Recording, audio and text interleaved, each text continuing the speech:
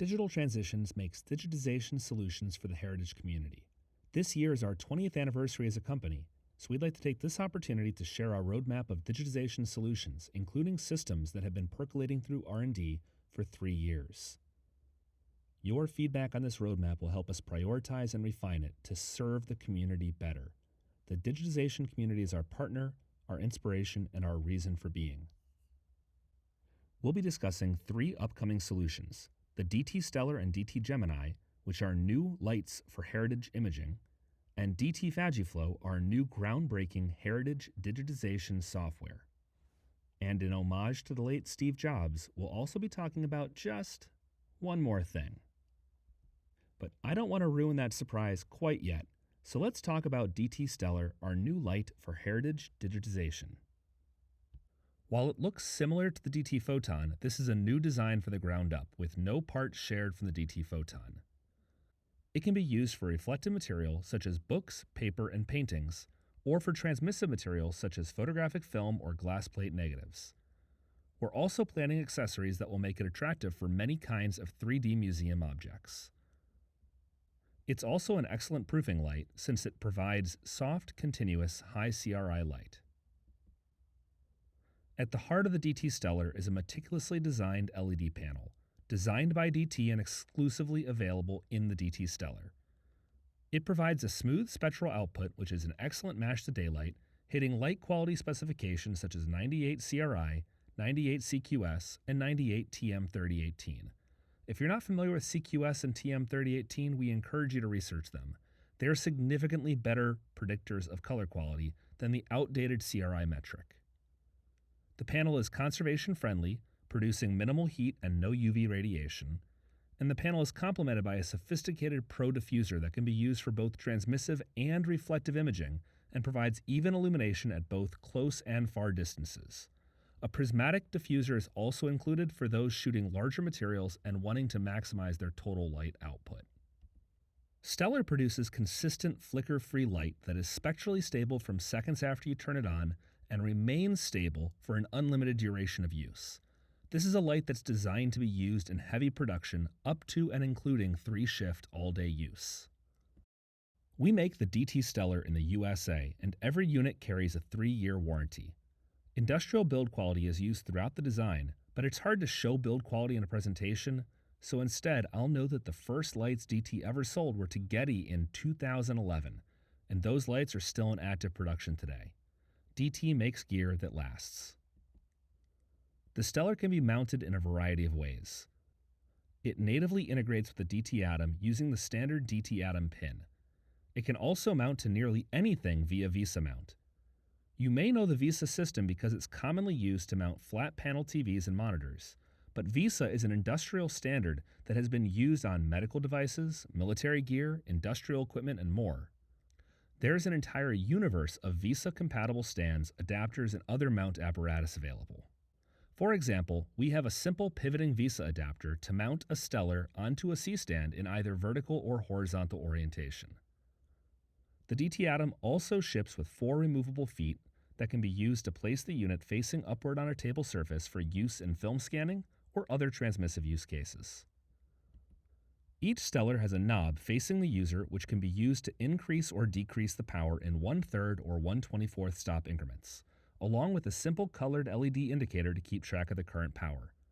Most lighting systems, such as those from Broncolor or Profoto, provide control in 1/10 of a stop increments.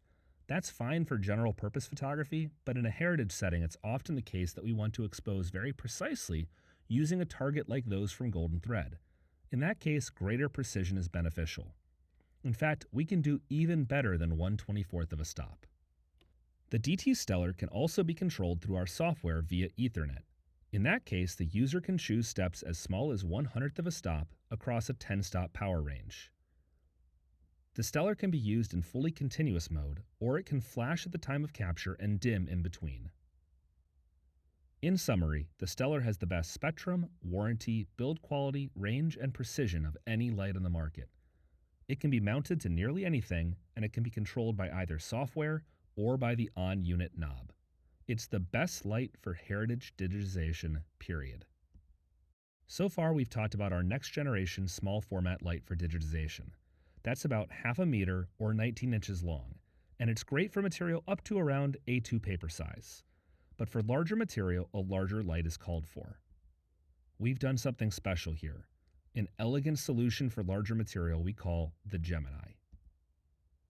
Gemini takes two of the half-meter DT stellar units and unifies them into an ergonomic 1-meter light. Because Gemini is modular, you can use each light by itself for smaller stations, or use them together as a Gemini for larger stations. As your projects and institutional needs evolve, this modularity will allow you to preserve and adapt your investment. Here in this image, you see half of a Gemini, so that you can see the Gemini bracket and how it's positioned between the two stellar units. The weight and rotation of the Gemini is centered over the C-stand, making it much more compact, ergonomic, and precise. And that pivot is detented for repeatability, allowing you to set multiple lights to the same exact angle or to return a light to a given angle after changing it. Pivoting the light does not change its position as it is centered on the mount. There are two lights in each Gemini, but the power and Ethernet cable are daisy-chainable, meaning only one power cable is plugged into the wall, and if you're using software control, only one Ethernet cable needs to be routed to the computer. In fact, more than two lights can be daisy-chained or mounted together. The Gemini has been made for two lights, which we think will be the most popular configuration. But if you're interested in other configurations such as 3x1, 2x2, or large arrays such as 5x5, we can do that too. We've mentioned software control of the DT Stellar and DT Gemini a few times. It's time to talk about that software, because DT FADGI Flow is much more than just software to control our lighting. DT feels strongly that this community needs new, heritage-specific software for camera-based digitization. Software that makes camera-based digitization fast and efficient, that works with a variety of cameras and adheres to standards such as FADGI and ISO 19264. And I'm glad to finally reveal that we've had coders on staff for 2 years working to provide exactly that. DT FADGI Flow is DT's long-term commitment to heritage workflow software. Now, before I walk you through the features, I want to emphasize two things equally. The first is that FADGI Flow will not ship until October of this year, and the first version will not contain all of the features I'm about to describe. But second, what I'm about to show you is not pie in the sky. Every feature I'm going to discuss is at some stage of active development at DT. We are announcing FADGI Flow today and showing you our roadmap because we are at the stage of development where we need input from the community to make sure that we are prioritizing implementing the features that will help you the most. So with that caveat, let's talk about the features: control, profiling, validation, and AI cropping. First, FADGI Flow centralizes control of the different components of a camera-based workflow. For example, at launch, we will provide full control over DT Stellar and DT Gemini lights, as shown in this screen grab. We can turn lights on and off, turn them up or down. We can do that in user-defined increments as small as 1/100th of a stop, and we can name lights or group them together. In the future, we will also integrate the camera, column, and raw adjustment settings. In this way, we can coordinate all components to produce ISO 19264 and FADGI compliant images with ease. We will support a wide range of hardware, but the highest level of automation, integration, and quality will of course be achieved using the latest DT hardware. For example, you can use strobes with DT FADGI Flow, but only Stellar and Gemini can be controlled by FADGI Flow, allowing a more seamlessly automated workflow. Now let's talk about profiling. FADGI Flow will provide scene-referred color profiling in a single click. You won't have to leave your capture workflow or open another tool, just one click.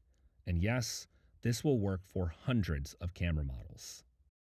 FADGI Flow profiling will support modern digitization targets such as FADGI 19264 and DT NGT2, as well as legacy targets such as the Color Checker SG. We're also coming to market with a new film target which will be supported for calibrating transmissive workflows. Look for that early next year. But FADGI Flow won't just profile your camera. It will evaluate your compliance with international digitization standards. While the software may be named FADGI Flow, it will support both FADGI and ISO 19264. It's just that FADGI ISO 19264 Flow doesn't quite flow off the tongue. This is not intended to replace Golden Thread or Image Analyzer or Image Zebra for deep dive image analysis. We'll provide the kind of streamlined and summarized validation that is useful in a capture application. And validation will support several modern targets and nearly any camera. Moreover, FADGI Flow will provide true profile validation and not just profile verification. In a proper color workflow, you profile your camera by shooting a target and running it through profiling software such as Basic Color or now FADGI Flow. Then you verify the profile was successfully created and applied to your workflow. You should then capture and evaluate a totally different kind of target to check the quality of the resulting profile. Notably, some calibration software such as Basic Color will give you delta E scores during the verification stage. But these are almost entirely without meaning, as the software is just spitting back to you the answers to the questions you trained it on.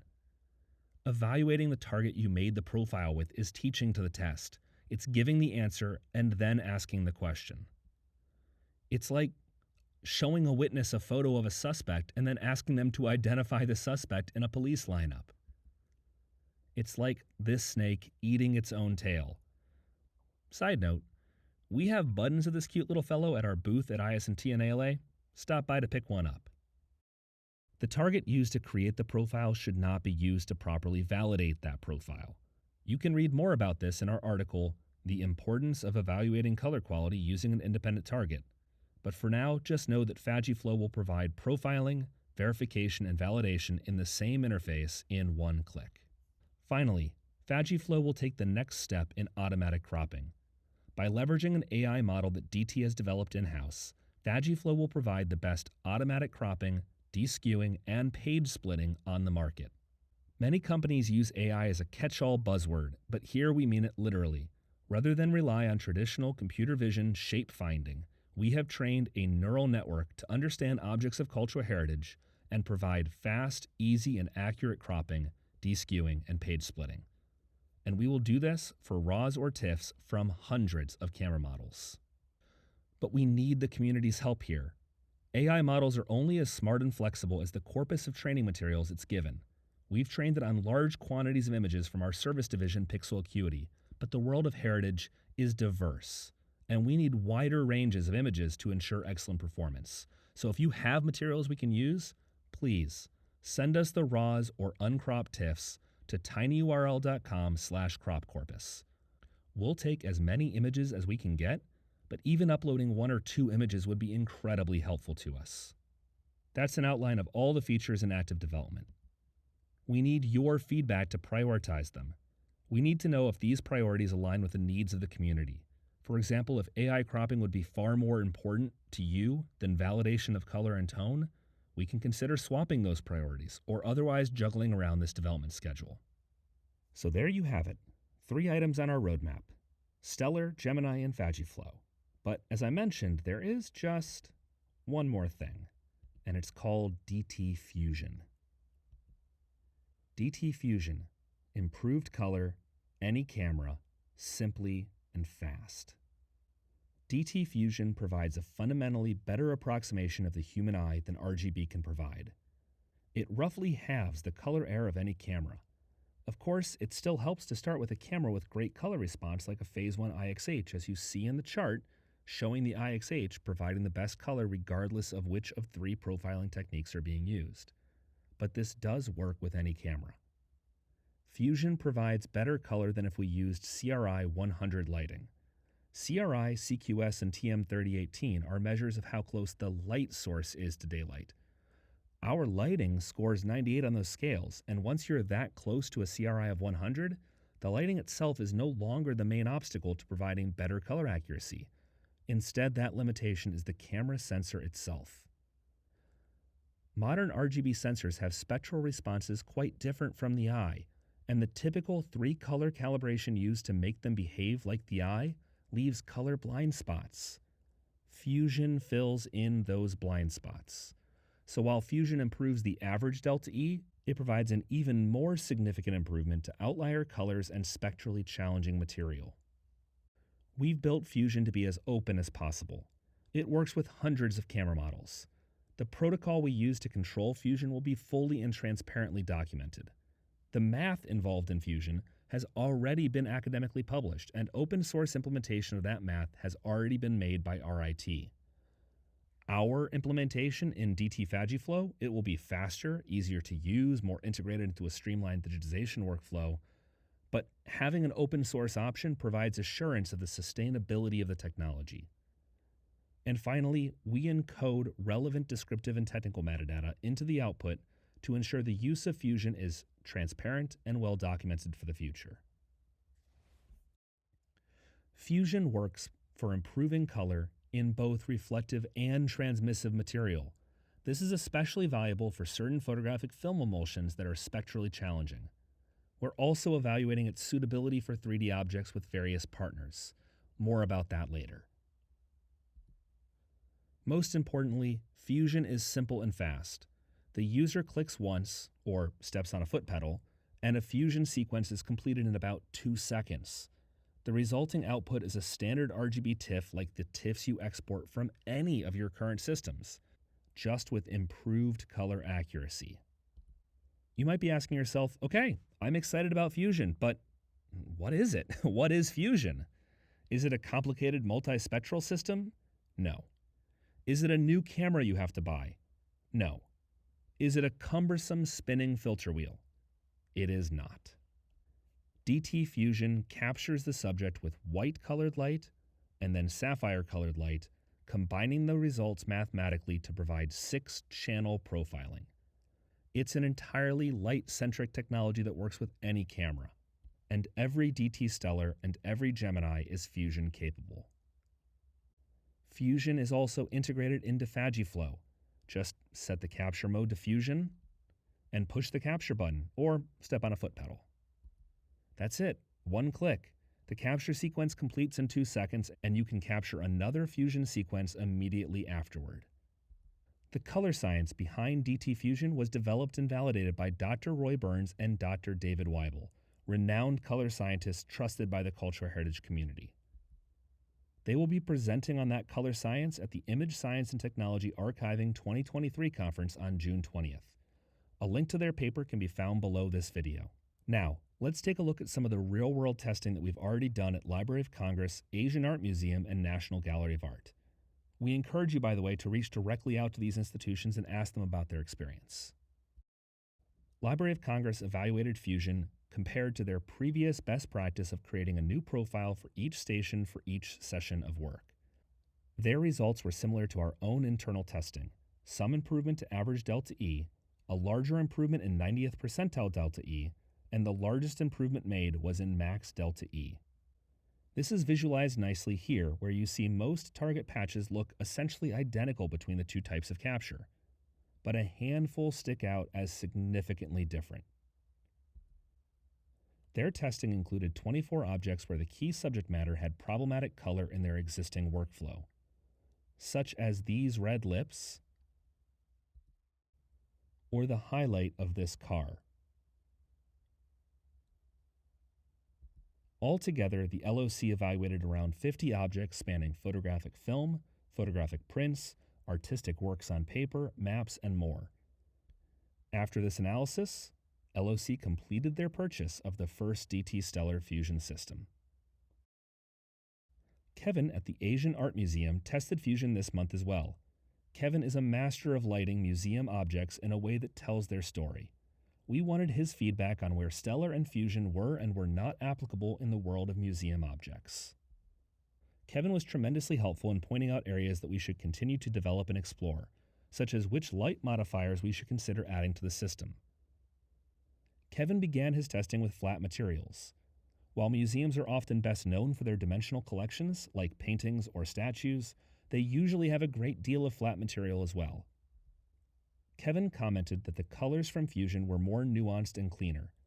Most of our in-house testing focused on quantitative analysis of color accuracy, so it was great getting his more qualitative analysis of that color. He also commented on the productivity, saying, "A fully integrated system with round-trip profiling inside the software is a real time saver." Kevin also captured some 3D materials, such as this lovely item. He commented on the quality of light produced by Stellar, saying, "The light is clean and controlled with consistent fall-off. Shadows always indicate the quality of light. The shadows are very smooth and predictable." The topic of color and tonal accuracy in this context is complex. For example, a strictly linear tone curve is not always well suited to the reproduction of dimensional objects. Some contrast is often required to provide verisimilitude to the in-person viewing experience. We don't think that we have all the answers here, but we are committed to working with the community to advance the state of the art in dimensional imaging. Our final real-world testing was done at the National Gallery of Art. Justina Badich was kind enough to have her team test Fusion. They compared Stellar Fusion to their existing DT Photon, Broncolor, and Spectra core setups. We look forward to them sharing results from this testing after they've had more time to analyze the tests they've captured. DT Fusion. Improved color, any camera, simply and fast. So when is all of this happening?